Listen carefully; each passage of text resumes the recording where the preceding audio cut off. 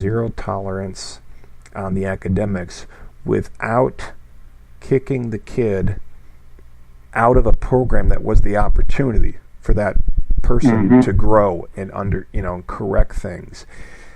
It's far more serious. As important as academics are, just the well-being of a person is rises above. There's sports, then there's academics, then there's their well-being.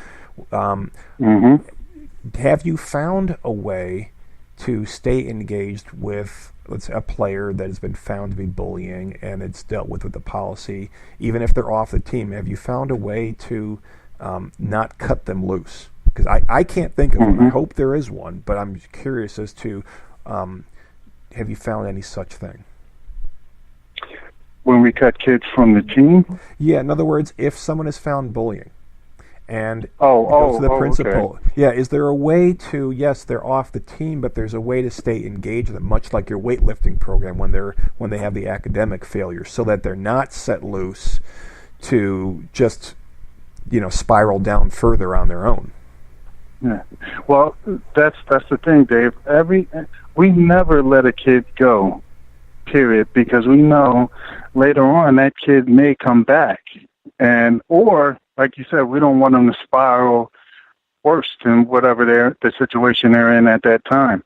So everything we do we have a code of conduct, and it states if it's from substance abuse to, like you said, bullying, if it's academic, we funnel them right to the weight room program, because with our weight room program, we used to, back in the day when I was in school, anybody can go to the weight room, but now you need a physical.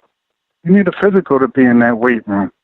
So we don't have tons of kids in the weight room after school, unless you're with the phys ed department, and maybe you're doing extra credit for a phys ed teacher. But from the athletic standpoint, any kid that we let go has to report. Now, if they don't report, we make sure, again, that we cover ourselves and send letters home to the parents, notifying them of the situations. Like, that's one thing I'm big with, communication with the parents. I send letters home all the time. Academics, I have parents that come up to me and say, "Hey, Mr. Corley, thank you. I wouldn't even known that Johnny was failing if it wasn't for the athletic department." Which is kind of weird to hear, because you would think the teacher would be the first point. But a lot of times, teachers have a lot going on. So, I try to do my part as one of the educational leaders in the school, even though it's athletics. We all play a part. So everybody funnels down to our weight room program, and we have the weight room program, every season and throughout the summer.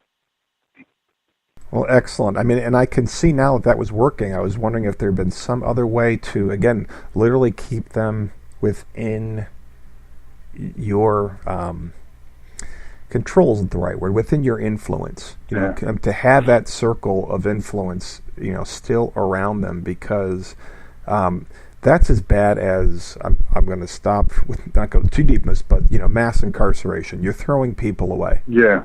And it's proven. I mean, and we can all think of kids in our day, that they were great athletes, and then they just really started not being a part of anything good, because, and I think that they knew they'd get kicked off.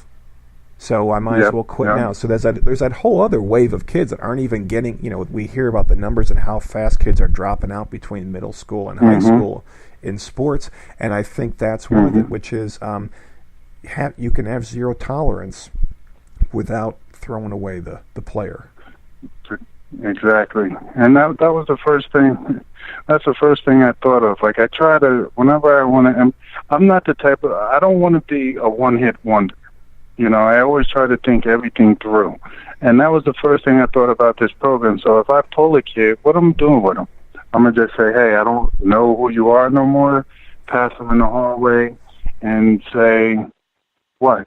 what can I say to the kid? At least I still can dangle the leash on them a little bit and say, hey, you do what you got to do here. Maybe you can still earn that letter, that varsity letter or that certificate. I want to stress that I want something better for you in life, but at the same time, I want you to be held accountable for not doing your part. So you're absolutely correct. I don't want to throw kids away at all, and I don't want them to feel like they're worthless. But at the same time, I don't want them to lose self-esteem or self-respect for themselves. Right. Just because they're not as smart as, or not saying they're smart, but they struggle where other kids don't. Yeah, and in fact, school right now, and I listen to a lot of educators on this. In too many cases, it's not about what you know; it's about how good you are at school, not how much you know. And for those kids that can navigate a system well, they can actually. I've seen plenty of people, especially now working for 30 years, where I can tell who was good at school, but boy, they aren't good at work, which is getting things done with problem solving, not the kind we weren't aware of, the kind we have to trust others, and things like that. And I have run into more people that do not have the blue chip resume. And in fact, when I used to go into go to educate or intern fairs, and get all these sophomores, juniors, even seniors, I found that the more they stuffed their resume with things that were supposed to look good, it didn't match. It was less impressive when I talked to them. And when you found the kid that actually, somewhere somebody didn't knock him down and told him to keep going. And I see him exceeding. Again, it doesn't mean that, that as you said, the turtle's always going to win. But what it means is, they've got an equal chance. And so you talked about these are some really terribly simple yet things I wouldn't have thought of. I haven't heard of them before, so I can't believe it's happening in too many places. But in your town, it's people are paying attention to the point that you mentioned you've had a long-time mayor, and there's a new mayor, and they've asked you to be part of the mayor's transition team. So I'd like to get into, we got about 7 minutes left here, about, as you mentioned, you kind of sort of said you got to where you're going. Well, I kind of disagree. I think you're hitting another upward swing here, because when a community sees you beyond your job and brings you into something like this, it says a lot. So tell us about you and the mayor's transition team. Well, what happened, earlier in the show I talked about my old superintendent. My old superintendent retired maybe, he hired me 9 years ago. So I was the last administrator that he hired before he retired. So we still kept in contact. He still guided me professionally, or consulted me as an administrator, just to make sure that I knew what I was doing. I didn't fall into too many first-year traps as administrators. So he kind of gave me the information. During this election, he was backing the new mayor, our new mayor, who just won, mayor-elect. And when the mayor-elect won, he gave me a call and was like, everything you're doing in the school district is phenomenal. We need to strengthen our diversity in the city. We need to strengthen our recreation programs. We need to strengthen our youth services programs in the city. And I would like for you to be a part of one of the committees. And me not knowing too much about politics or if that's even considered politics, just what really goes on in the city. I do work with our rec director closely, but there's always things that I think we could improve on in the city, because our city is turning into more of a vacation spot instead of, when I was growing up, the kids had something to do. There's really nothing for our kids to do but get into some type of mischief. So I, met with him a couple of times and met with the mayor and, met with this committee, and we sat down and I wrote my own separate report, a three-page report about things programs I think we should have, things we should do, how I put together like a small organizational chart as far as how I feel the rec department should run and how they should communicate throughout the city and with the schools and the athletic department and the different departments in the school, because the rec is very vague. It can pretty much deal with the whole district if it want recreation and youth services.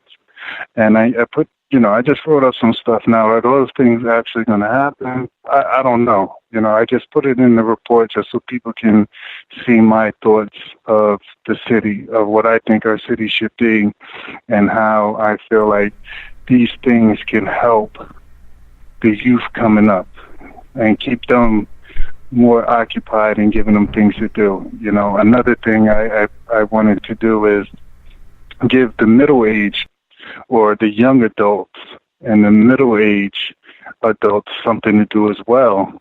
Because I feel if you don't get those kids that graduated from high school, probably around 19 to 25 or 6, something to do in the city, they won't be a part of the recreation department. And I think the rec department should be filled with alumni coming back to volunteer their time to help the youth with sports. Because if I'm not a part of it, how am I going to get involved? So different programs like that, like open gym for the adults, different adult nights for the adults, just different things for them to do as well. So not only are our kids in the city signing up to participate in something, our adults are signing up as well, because there's nothing for them to do either. Well, so it's just different things like that. Well, and I think a couple things there. One is I can definitely identify with when you're in a vacation town. When I was living in Florida by the beach, life is wonderful by the beach, but it is a very different vibe when there is tourism. The shops are aimed at people that come for parts of the year.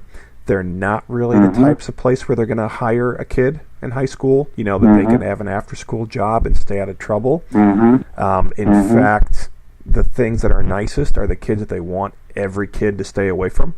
They want you away. Yep. It's for adults coming in with money. We don't need you. Get out of here. You look like a mess. Go somewhere else. So they do, and it doesn't even matter what the income is. It makes it rough when you compete with that. I never would have thought of that, but it makes it's very difficult. It does. And the town I was in, that was why with the rec, it was a small beach community near a big town, but the rec was really what kept the kids out of trouble, because between a surfboard and a skateboard and walking down the beach, it just wasn't hard. You'd say, oh, I'm just by the water, and well, maybe not. But the other part is going downward, not just upward, and following them so that they, because then, like you say, once you get after high school, now you have the opportunity to really get in trouble when, you probably do have a job, you've got some money, you've got a car, that the rec keeps them together. But going down to the traditional rec level, to true youth sports, I think that's a huge connection in any community when the kids look up to being part of the high school. Exactly. Not just to be an athlete, but just to go there and be part of it.